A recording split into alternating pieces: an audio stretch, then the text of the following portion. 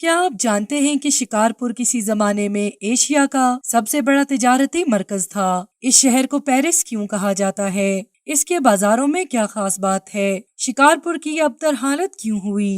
UNESCO نے شکارپور کے بارے میں کیا کہا؟ شکارپور نے کون سے معروف شخصیات پیدا کیے؟ شکارپور کے کھانوں میں سب سے زیادہ کیا مشہور ہے؟ آج کی ویڈیو میں ہم بات کریں گے سندھ کے پیرس یعنی شکارپور کے بارے میں۔ ناظرین، اگر کہا جائے کہ شکارپور آج کھنڈرات کا منظر پیش کرتا ہے تو یہ بالکل غلط نہیں ہوگا، لیکن اس سب کے باوجود اس شہر کی شاندار ماضی کی یادیں بھی اس میں جھلکتی ہوئی دکھائی دیتی ہیں۔ داؤد پوتا کو 1603 کی جنگ میں کامیابی ملی اور انہوں نے اسی کامیابی کی یاد قائم رکھنے کے لیے شکارپور شہر کی بنیاد رکھی۔ داؤد پوتا کے خاندان نے ایک بڑی شکارگاہ کو صاف کیا تھا۔ یہاں دور دور سے لوگ شکار بھی کھیلنے آتے تھے اور اس میں ہاتھی، ہرن اور شیر کثیر تعداد میں پائے جاتے تھے۔ اس شہر کی بہت تاریخی اہمیت ہے کیونکہ کسی زمانے میں ایشیا کا سب سے بڑا تجارتی مرکز تھا۔ کہا جاتا ہے کہ دور دراز تک کے علاقوں میں اتنا بڑا تجارتی مرکز موجود ہی نہیں تھا۔ لوکران دوجیزا کے مطابق شکارپور شہر کی بناوٹ دنیا کے قدیم شہروں بخارا اور استنبول کی طرح ہے۔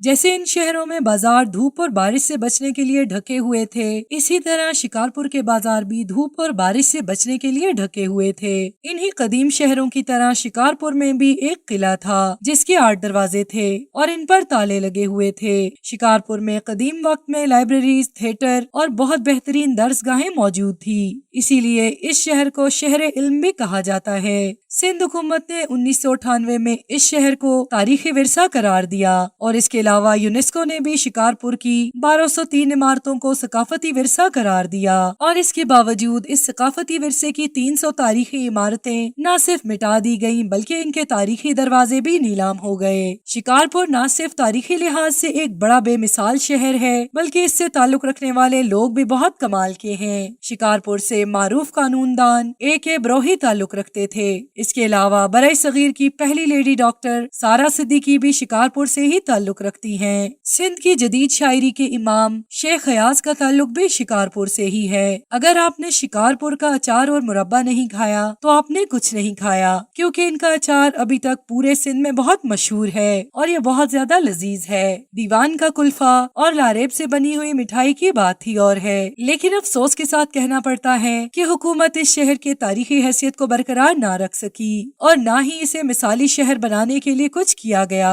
حکومت کو چاہیے کہ اس کو قدیم شہر استنبول کے طرز پر بہترین بنایا جائے۔ To watch more videos, please subscribe to our channel and click the bell icon.